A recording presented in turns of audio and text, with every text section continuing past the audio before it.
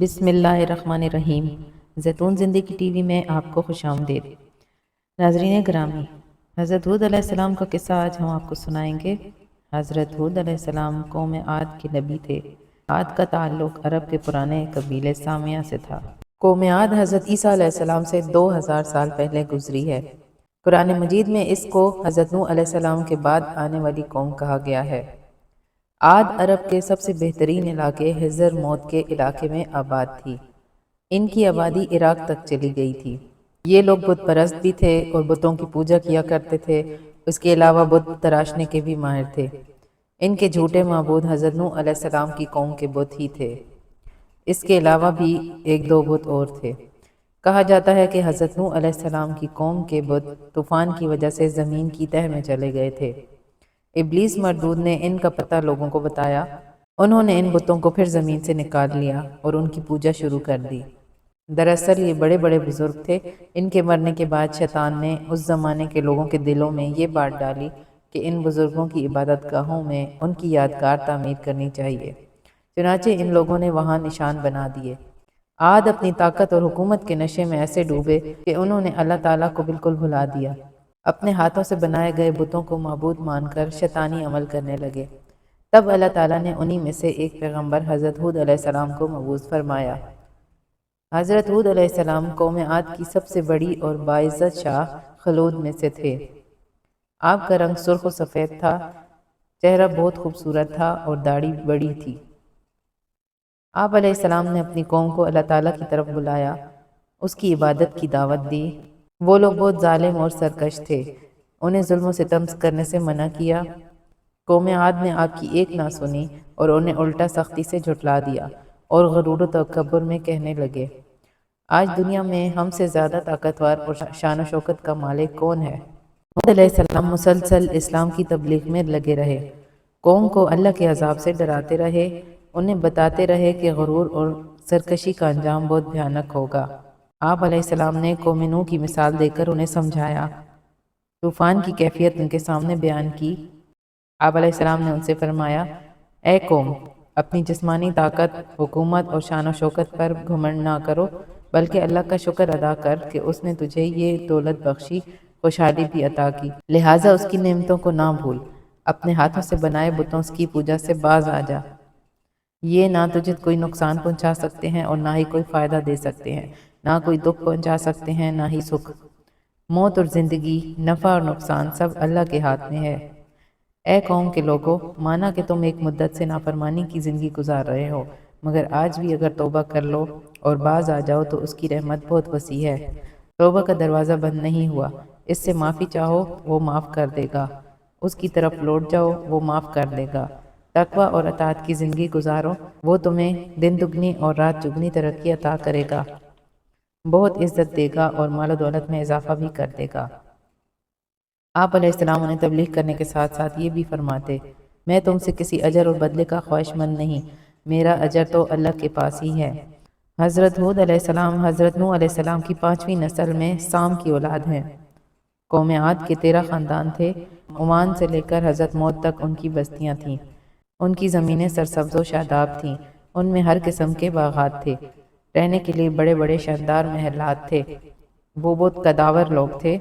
اللہ تعالیٰ نے دنیا کی ساری نعمتیں انہیں عطا کی تھیں۔ اپنی شان و شوکت کے نشے میں یہ لوگ کہنے لگے تھے، آج ہم سے زیادہ طاقتور کون ہے؟ رب العالمین کی طرف سے ان کی طرف نعمتوں کی بارش ہو رہی تھی، اس کو چھوڑ کر یہ لوگ بت پرستی میں مبتلا ہو گئے تھے۔ اللہ تعالیٰ نے ان کی ہدایت کے لیے حضرت ہود علیہ السلام کو نبی بنا کر بھیجا۔ آپ علیہ السلام خود انہی کے خاندان میں سے تھے۔ آپ علیہ السلام نے بار بار انہیں ان الفاظ میں تبلیغ کی، اے میری قوم، بت پرستی چھوڑ دو، ایک اللہ کی عبادت کرو، عدل و انصاف سے کام لو، ظلم و ستم سے باز آ جاؤ۔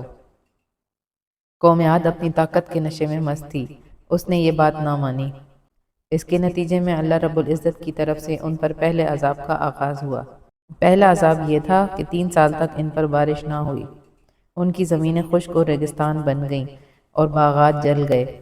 اس پر بھی ان لوگوں کی سرکشی میں کمی نہ آئی، شرک سے نہ باز آئے اور نہ ہی بت پرستی چھوڑی۔ اب ان پر 8 دن اور 7 راتوں تک شدید قسم کی آندھی کا طوفان آیا۔ اس آندھی نے ان کے رہے سائے باغات اور محلات کو بھی زمین میں بچھا دیا آندھی اس قدر شدید تھی کہ ان کے جانور اور وہ خود ہوا میں اڑنے لگے، پہلے اڑتے پھر سر کے بل زمین پر آ گرتے اور ان کے سر پاش پاش ہو جاتے۔ اس طرح پوری کی پوری قوم عاد تباہ و برباد ہو گئی۔ اللہ تعالیٰ کا ارشاد ہے، ہم نے جھٹلانے والوں کی نسل کاٹ دی۔ مطلب یہ کہ چونکہ قوم عاد پوری کی پوری تباہ کر دی گئی تھی، اس لیے آئندہ ان کی نسل کا سلسلہ ختم ہو گیا۔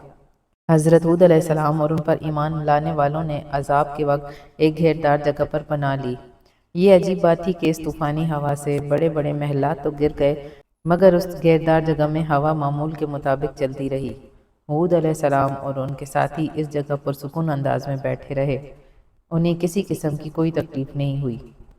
قوم کے ہلاک ہو جانے کے بعد یہ لوگ مکہ معظمہ میں آ گئے۔ قوم عاد پر ہوا کا جو طوفان آیا، اس کا ذکر اللہ تعالیٰ نے قرآن مجید کی سورۃ الحاقہ میں بیان کیا ہے۔ قوم عاد ایک سخت آندھی سے ہلاک کیے گئے، وہ ان پر 7 راتوں اور 8 دن تک چلتی رہی۔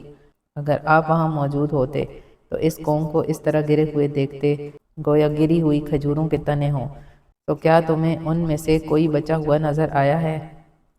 تفاسیر میں اس عذاب کی تفصیل یوں بیان کی گئی ہے کہ 3 سال تک جب قطعاً بارش نہ ہوئی تو ایک دن ایک بادل اٹھا۔ قوم عاد نے یہ خیال کیا کہ اب بارش ہوگی۔ ان سب کا خیال یہ تھا کہ یہ بادل اب خوب برسے گا۔